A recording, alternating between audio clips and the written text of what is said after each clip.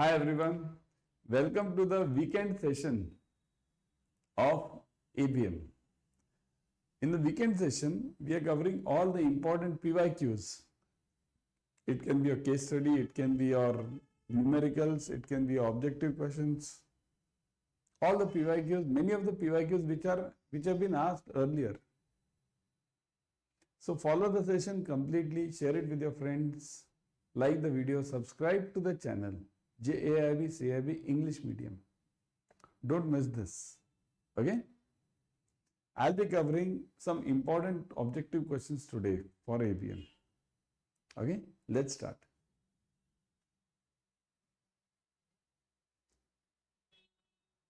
Which of the following tools or techniques for financial statements is also referred to as pyramid method? Which of the techniques is also referred to as pyramid method? Now, this is the bouncer for many of you, right? Which of them? Funds flow, cash flow analysis, common size statements, and trend analysis. So, which of them is known as a pyramid method? Yes, everyone. What is the answer? Which of them is known as a pyramid method? Very difficult one. Yeah.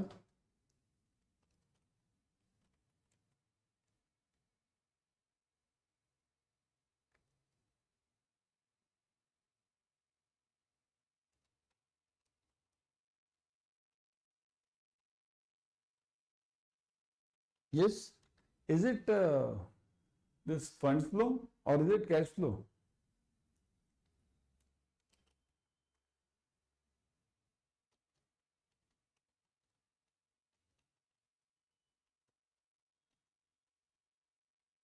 Is it funds flow or cash flow? Is it so? So the real answer is, what did you get? Let me see the comment section. The pyramid method is always D, trend analysis. Trend, studying the trends is known as pyramid method. Okay? What do you have in pyramid method? See, pyramid means what basically? You are basically calculating the different items, ratios for various periods. So trend means what? What do you study in trend? In trend you study what was it for last year, then this year, for this year. Like this you go on comparing for last 3 years. That is known as pyramid. Okay? So in exam if they ask you pyramid method, kindly note it's trend analysis. Okay? Which of the following is not included under coverage ratios? Coverage. So which of them is not included under coverage ratios? Capital gearing ratio, debt service coverage ratio, fixed charges coverage ratio, and interest coverage ratio.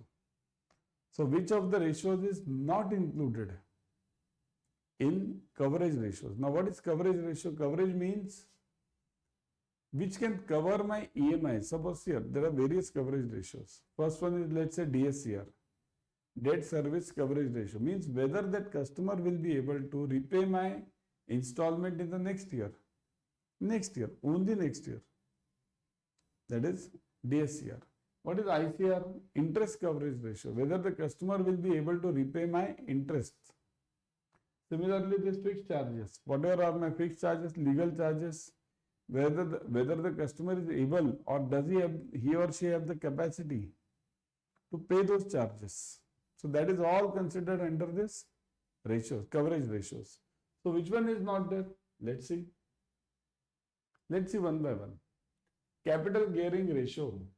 So capital gearing ratio means what? This you can call it as debt equity ratio. Debt equity. Capital gearing. What is my loans from outside? Okay, upon what is my loans from inside, my own money. How much loan have I taken from the bank and how much money I am having on my own. So that ratio is known as capital gearing ratio. Okay. Next is debt service coverage ratio. This I have already told you, but look at the formula.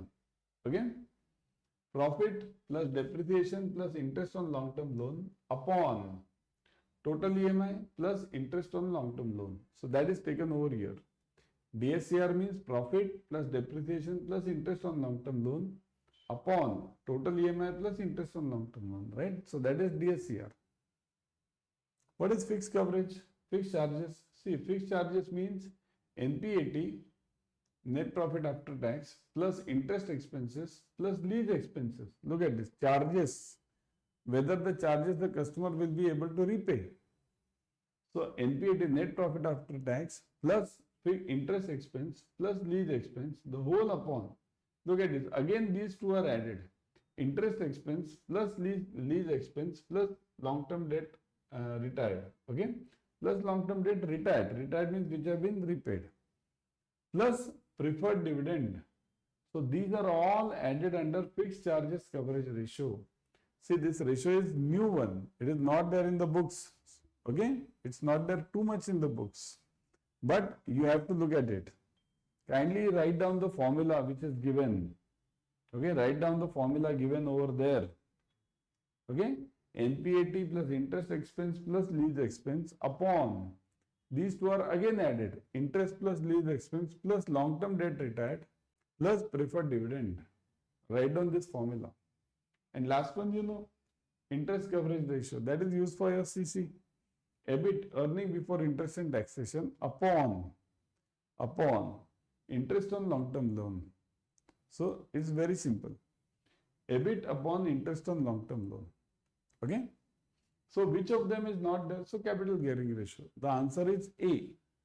This is not covered in the coverage ratios. So it is capital gearing ratio. A is the answer. Kindly note. The answer is A. Okay, this one is the answer, not included. Okay, got it? Next, look at this. This is a sort of case study. A salesman collects a survey on feedback of the product from every fourth customer. So he selects the first customer to be surveyed randomly, and after that, every fourth customer is surveyed. What type of sampling is he doing? Now see this. This is the important chapter which you have, sampling distribution. Okay, roughly third chapter. Okay, second chapter. It's there. In this, kindly note, what are the various ways of sampling? There are 4 ways of sampling: systematic, stratified, simple random, and cluster. So these 4 are only there. These are called as probability sampling. There are also non-probability sampling, that is separate. That snowball sampling is there, convenience sampling is there, that we won't touch it today. But these 4 are probability sampling. One of them, at least 2 of them are asked to you in exam. So now, if somebody is collecting, see what am I doing over here? If I am the salesperson, what am I doing? First person. Then 1, 2, 3, leave it. Second person. 1, 2, 3, leave it. Again third person. Same thing. 1, 2, 3 and fourth person. So what am I doing? I am collecting every fourth person, or I am interviewing every fourth person. So what is this method called as? In the comment section, everyone. This is known as systematic sampling. Systematic. Okay? Understand the difference between all these. Systematic means sequentially, with a proper order. Stratified means what? Stratified sampling. This creates differences, means 40%, those students with 20% marks, those students with 40% marks, those with 60%, 80%, like this. We make separate groups. That is stratified. Simple random means what? Anything. I'll close my eyes and select any 10 students. Here, I'll just move out and select. That is simple random. Cluster means what? Generally, cluster is followed for regional differences or regional bifurcation. Students from Goa stand on this side. Students from Maharashtra stand this side. Students from Tamil Nadu stand here. Kashmir stand here. So, regional. Okay. So, got this point? The answer over here is systematic sampling. A research associate has conducted a survey for around 1500 families with respect of their water consumption pattern during the month of April. Now he wants to quickly summarize the large amounts of data collected by him using spreadsheet. Which feature among the following should be used? So now, macros, pivot table, mathematical functions and logical functions. Now he wants, what has he done? He has done a large survey. In fact, I'll give you an answer, E, all of them.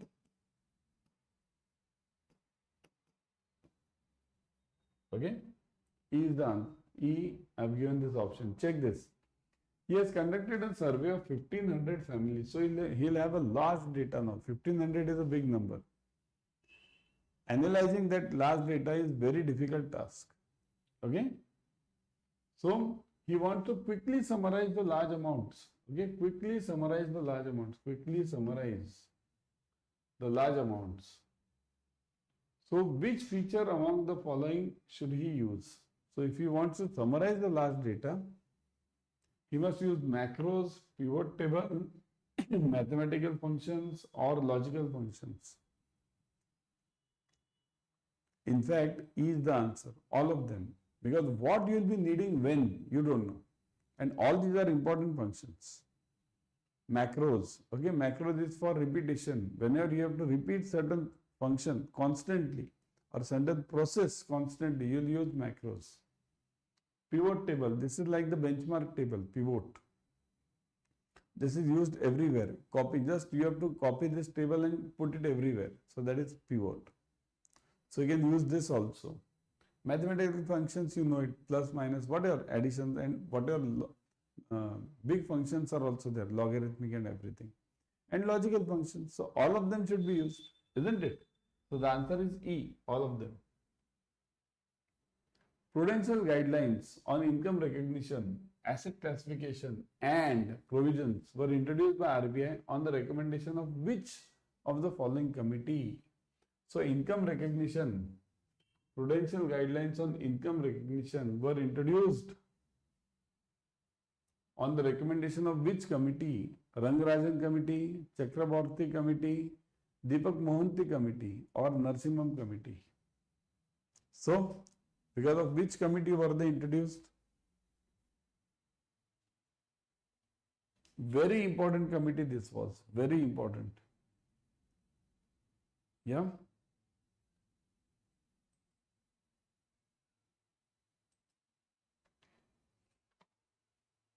Think.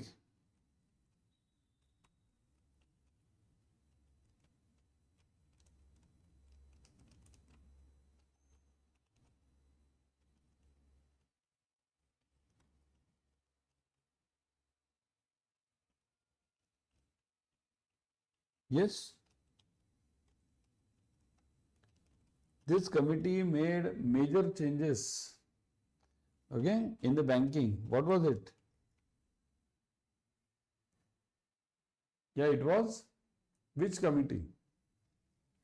This committee was one of the major committees in the banking system. Think, which was it? It's very famous committee, very famous. It's the base of your modern banking. It is the base of your modern banking and it is Narsimham committee. Okay, Narsimham committee. In fact, there were two Narsimham committees, 91 and 98. Two Narsimham committees were there and both the Narsimham committees gave very good recommendation. Because of 1991 committee, our country, we brought the private banking. All these new private banks which you see, HDFC Bank, ICICI Bank, because of this 91 Narsimham committee, they have come in.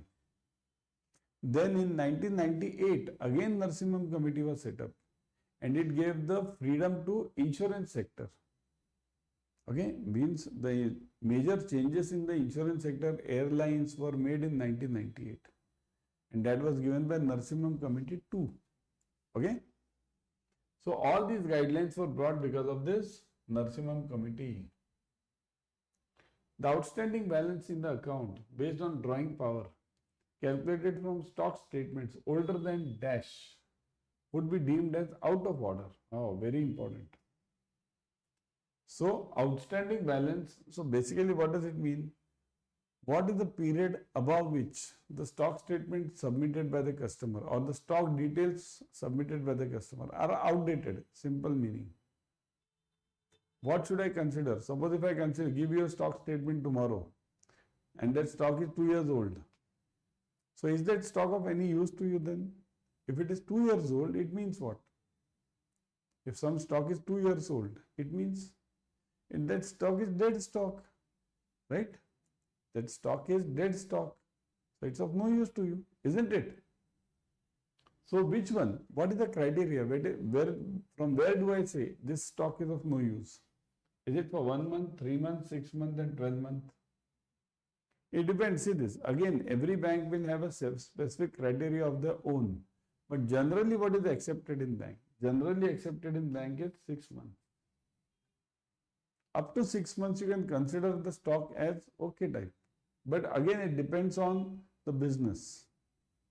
Suppose if I am having a vegetable vendor, 6 months stock is of zero use to me. If I am an agriculturist, I am a farmer, then 6 months stock, I am having onions, 6 months stock is of zero use to me. That's why I said depends on the company and the bank, specific bank's guidelines or board of directors directives. But generally it is considered as 6 months. Okay. Next. Among the below mentioned, which of the following is correctly matched? Correctly. Look at this. Now look at this. The point over here is you might be feeling that all of them are correct. Executive director, the role, or this independent director, internal control. But you must know, here we have to match the following. Okay, it may be this and this may not match. So this is what you have to check. So executive director means member of the board who does not have management responsibilities within the bank. Okay, so member of the board who does not have management responsibilities does not. He is an independent sort of means this director is sort of he is not directly liable to the management. Independent director, executive member of the board who does not have management responsibilities. Again the same. Internal control system, a set of rules and controls governing the bank's organizational and operational structure, including reporting processes and functions for risk management, compliance and internal audit, and all of the above. So which of them is correct? Do you mean to say that executive director does not have any responsibility? Independent director does not have any responsibility? It can't be the case. Okay. When you are on the board of directors of any company or any bank, whenever you are on the board of directors of any bank, you always have a responsibility. Okay. Whatever decisions you do, you give, will affect the overall banking. Okay. So that's why executive director, independent director, these are false. And this one is true. Internal control system, a set of rules and controls governing the bank's organizational and operational structure, including reporting process and functions for risk management, compliance and internal audit. Now this is so true. What do you mean by internal control? Internal control means I'll always focus on 2-3 parts. One is compliance, second is business. So leave aside business. Right now we are not discussing business. So compliance. Compliance will be what? Compliance will be related to your internal board of directors policies, BOD policies or SOPs, plus your regulatory body means RBI. You'll have to follow the compliance in these 2 parts. Plus any other body means RBI means not only RBI, it can be some. You can have the compliance related to SEBI also. You can have the compliance related to IRDA also. So all the bodies. So internal control means what? It is having the set of rules and controls governing the bank, organizational and operational structure. Again, operations. So here you have to see to it that the compliance material or the compliance process is followed by the staff also. The staff needs to be well educated about this, trained about this. Otherwise, having the compliance only on paper is of zero use. Got it? Having the compliance only on paper is of zero use. So, reporting process. Nowadays, we have all this online reportings. Okay? RBI has also made online reportings under various platforms now for risk management and compliance and internal control. Okay, so this is the true one. True. Okay.